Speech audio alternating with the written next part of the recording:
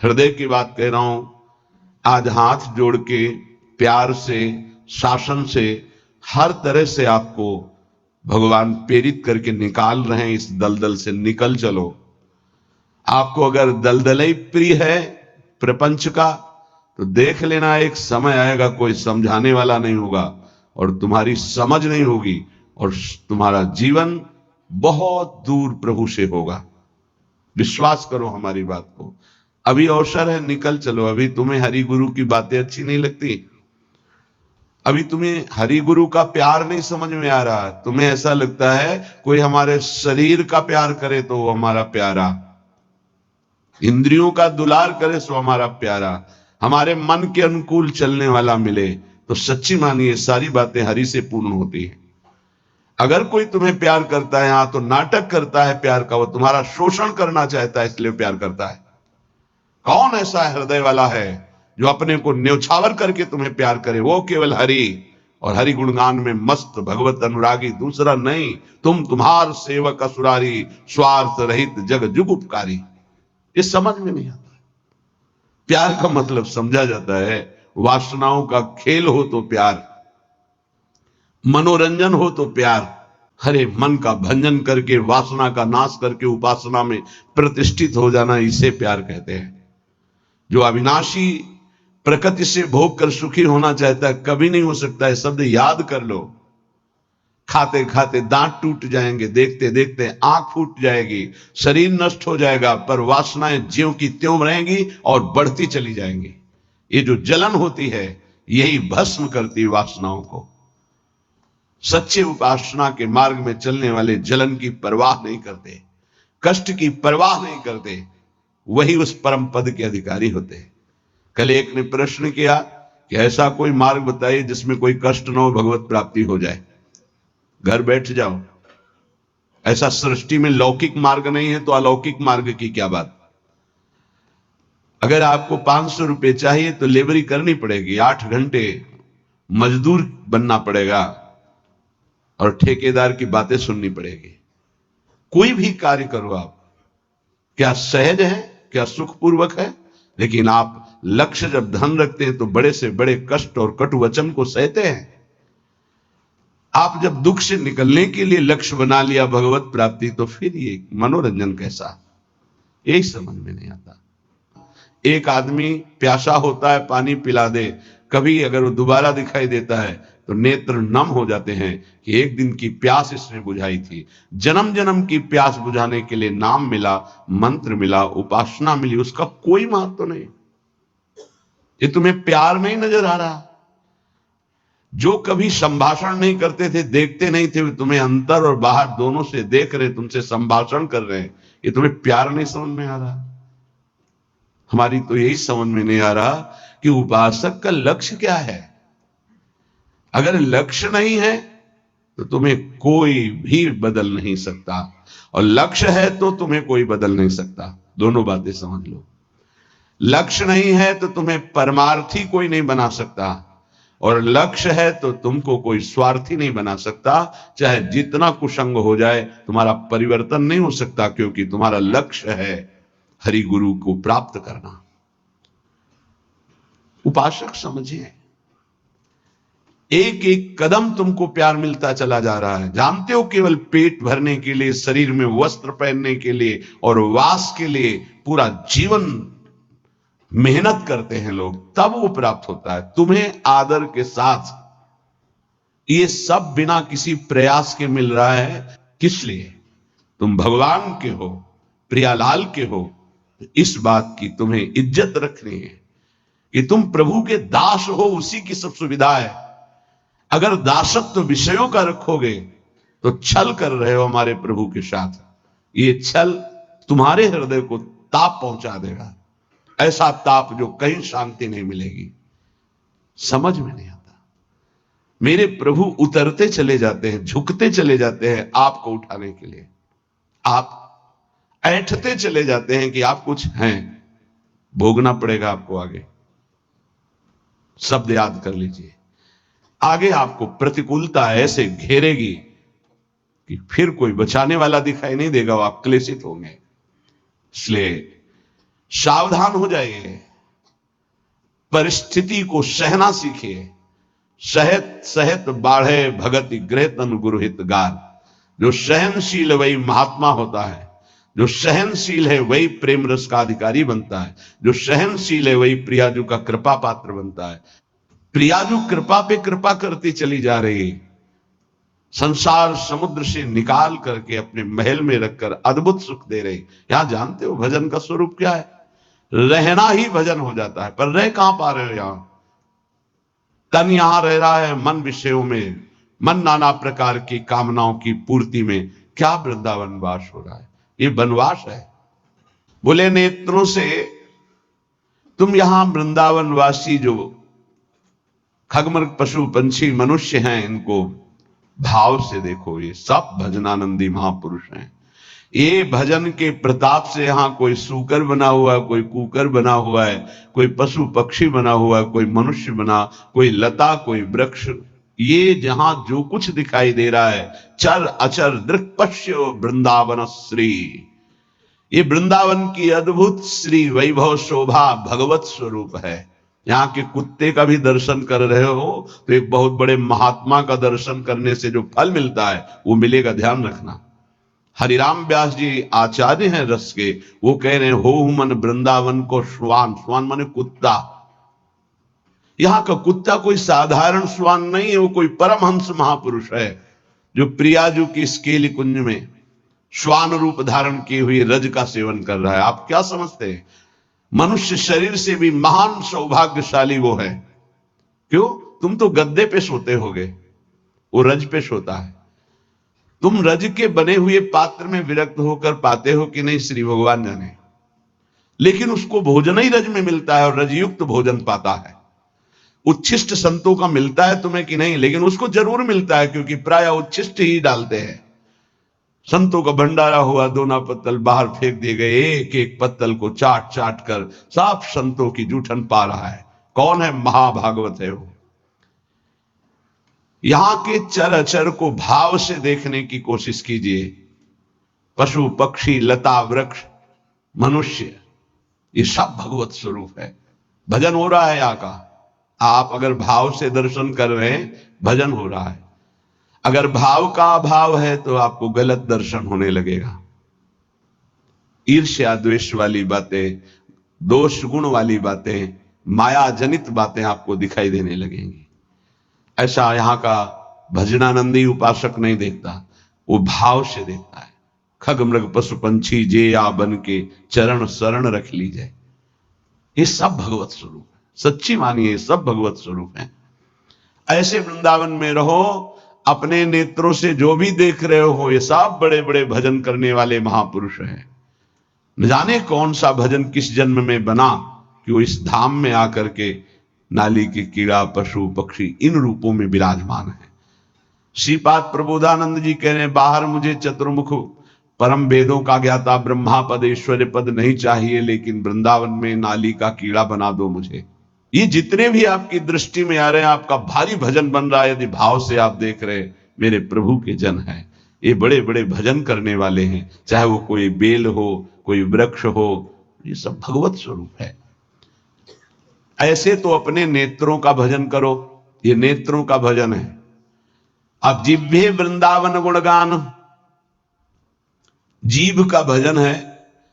वृंदावन की प्रिया प्रीतम की रूप माधुरी, गुण माधुरी, लीला माधुरी, कुंज निकुंजों की ये जो चर्चा करते हैं, अर्थात श्रीमद चतुरासी जी गाते हैं, 42 लीला गाते हैं, श्रीमद राधा सुधा निधि, केली मालजू, महावाणी जू, ये सब वाणी का भजन हो रहा है।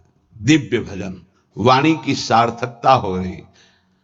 नाम कीर्तन करते हैं, राधा राधा राधा, वृंदावन वृंदावन वृंदावन, जिह्वे वृंदावन गुणगान। जीव का भजन हो रहा है, खूब गुणगान कर रहे हैं प्रिया प्रीतम का। कीर्तय श्रोत, श्रवणेन्द्री का भजन हो रहा है, खूब नाम कीर्तन सुन रहे हैं। बड़ा सुख मिलता है जब यहां सब उपासक जन जोर से गाते हैं, आवाज पहुंचती, हृदय नाच उठता है। अहो भाग्य, अहो भाग्य कीर्तन करने वाले और सुनने वाले दोनों का।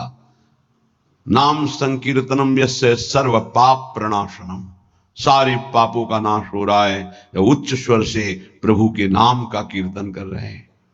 कीर्तन श्रोत्र, श्रवणेन्द्री से सुनने मात्र से प्रिया प्रीतम का प्रेम प्राप्त, ये बड़ी सामर्थ्य है कीर्तन में। गुण कीर्तन में जो पद गायन होता है, श्रवण सुनत प्रापक रति राधा पद अम्बुज सुकुमार। आप बैठे हैं यहां सभा में और गुण कीर्तन हो रहा तो कृपा की वर्षा हो रही, आप भींज जाओगे।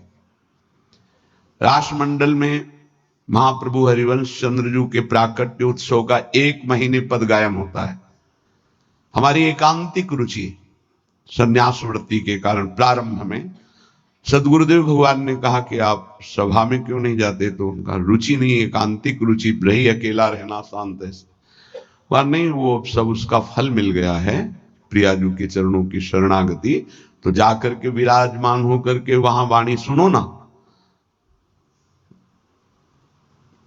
वाणी सुनने मात्र से सभा में प्रियाजू की कृपा प्राप्त होती है। बस फिर आगे प्रश्न नहीं हुआ, गुरुदेव के वचन थे।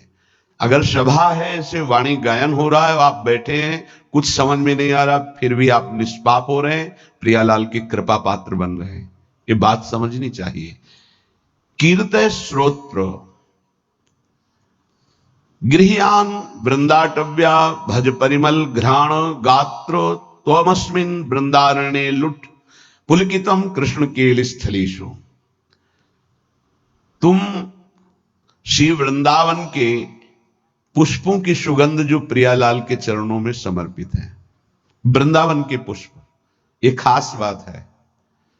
जो हमारी ब्रजभूमि में प्रकट हुए पुष्प हैं, इनकी समानता करोड़ों रुपए का बाहर से पुष्प लाकर अर्पित करो तो मेरे प्रियालाल को उतना सुख नहीं होगा। यहां के हर श्रृंगार का, मोगरा का, गुलाब का, कनेर का या किसी भी का पुष्प, ऐसे मौलश्री का बहुत छोटा पुष्प, बड़ा सुगंधित पुष्प, 3 दिन तक वो प्रियालाल की सेवा में अर्पित किया जा सकता है, उसकी ऐसी महिमा है। उसकी माला बना के या 4 पुष्प रख दिए, फिर वो जो घ्राणेन्द्रिय में प्रसादी सूंघा जाता है, जो प्रियालाल के श्रीअंग में इत्र अर्पित किया, वो प्रसादी जो घ्राणेन्द्रिय में, श्री तुलसी जो चरणों में अर्पित की गई, वो घ्राणेन्द्रिय में, हृदय में जाके प्रेम लक्षणा भक्ति प्रकट करती है। गृह्यान वृंदावन भज परिमल घ्राण, वृंदावन, वृंदावन की सुगंधित वस्तुएं, बड़ी अनन्यता प्रिया प्रीतम के प्रेम में होती है। पूज्य श्री पंडित रामकृष्ण बाबा जी महाराज बड़े सिद्ध महापुरुष हुए। जैसे आप बाहर से आए हैं और फल अर्पित करें, बाबा स्वीकार नहीं करेंगे, तो उनके पास कोई भी वस्तु लाने के लिए ब्रजवासी का सहयोग होता था। किसी ब्रजवासी को दिया, वो ब्रजवासी जब जाके देगा, बाबा स्वीकार कर लेंगे। कोई भी वस्तु है ब्रजवासी के हाथ से, दंडोत बाबा, ये रख दो, हम अमुक जगह से आए बाबा, ये भेंट नहीं, हटाइए। ब्रजवासी अगर प्रेम से कुछ भी तो स्वीकार करते। एक बहुत धनी मानी आए बाबा की सेवा करनी, बोले बात भी नहीं करना जाके, बहुत वो दैन्य हुए, तो बोले अगर सेवा करनी है तो जो अनुगामी शिष्य जन थे, उन्होंने कहा कि इन घरों में ब्रजवासियों के बाबा माधुकरी लेने आते हैं, इन घरों में सेवा कर दो, वो बाबा को जब देंगे तो वो स्वीकार कर लेंगे। ये थोड़ी सी वृंदावन की निष्ठा रहनी, जिससे हम उस रस को प्राप्त होते हैं। शरीर का यहां पावन होना कैसे होता है? बोले वृंदावन की रज में लोट गया, ये लुंठ। तो पुलकितम कृष्ण केलि स्थलेषु, श्रृंगार रस श्री श्यामा श्याम की इस केली भूमि में जो लोट गया, 84 के चक्र से मुक्त हो गया। पहले बहुत ऐसा दर्शन होता था परिक्रमा मार्ग में, रज में, कि ऊपर के वस्त्र बाहरी जन भी आकर उतार कर लौटते थे, दंडवती करते थे। ये दुर्भाग्य है कि सुविधा हो गई इस रोड की, दुर्भाग्य है।